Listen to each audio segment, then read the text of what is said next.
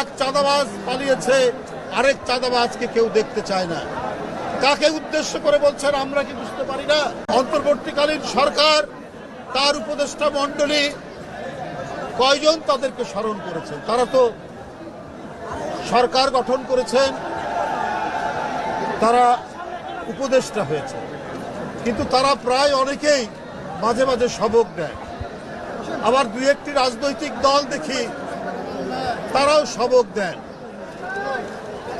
যে চাঁদাবাজ বিদায় নিয়েছে, আর কোনো চাঁদাবাজকে আমরা দেখতে চাই না, না আসুক চাঁদাবাজ, না আসুক। কাকে উদ্দেশ্য করে বলছেন? শেখ হাসিনার আমলে যারা ব্যাংক লুট করেছে, ব্যাংক আত্মসাৎ করেছে, এস আলমদের উত্তরসূরি হিসাবে 5ই আগস্টের পর আমরা কি ব্যাংক আত্মসাৎ করতে দেখিনি? আমরা তো দেখেছি ইসলামী ব্যাংক কিভাবে গ্রাস করে নিল একটি রাজনৈতিক দলের অনুসারীরা। তাহলে আজকে কোন মুখে বলছেন এক চাঁদাবাজ পালিয়েছে, আরেক চাঁদাবাজকে কেউ দেখতে চায় না? কাকে উদ্দেশ্য করে বলছেন আমরা কি বুঝতে পারি না? আমরা তো প্রথমেই দেখলাম 5ই আগস্টের পরের দিনই কি করে ইসলামী ব্যাংকগুলো আপনারা দখল করেছেন। এটা কি জনগণ দেখেনি? এটা তো জনগণ দেখেছে। আর আজকে বড় বড় কথা বলেন, কলঙ্ক করার চেষ্টা করেন বিএনপির নামে। পাড়া মহল্লায়, জেলায় জেলায় অনেক টার্মিনাল দখল সহ, অনেক সিএনজি স্ট্যান্ড দখল সহ, অনেক টেন্ডার ভাগাভাগির মধ্যে আপনাদের লোকরা কি জড়িত নেই?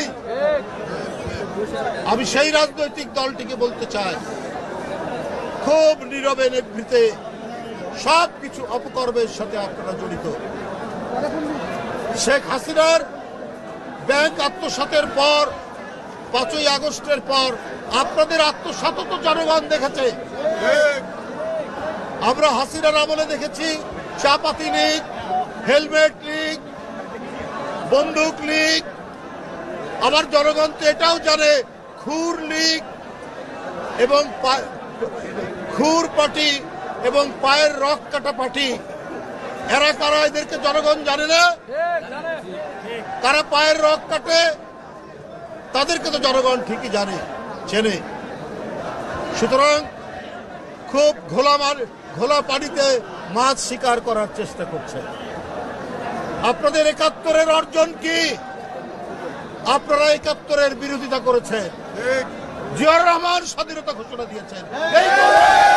এই গৌরব বিএনপি, 71-এর গৌরব, 90-এর গৌরব, এই গৌরব বিএনপি।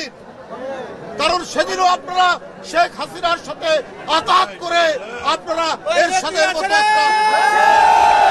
আপনারা সেদিন জাননি এরশাদের কুলাঙ্গারের নির্বাচনে, 86 সালের নির্বাচনে। এটাও তো জনগণ দেখেছে, কিন্তু বিএনপি সেই নির্বাচনে যায়নি। তার নেত্রী বলেছিলেন, দেশনেত্রী বেগম খালেদা জিয়া, এরশাদের অধীনে কোনো নির্বাচন করবো না, স্বৈরাচারের অধীনে কোনো নির্বাচন করবো না।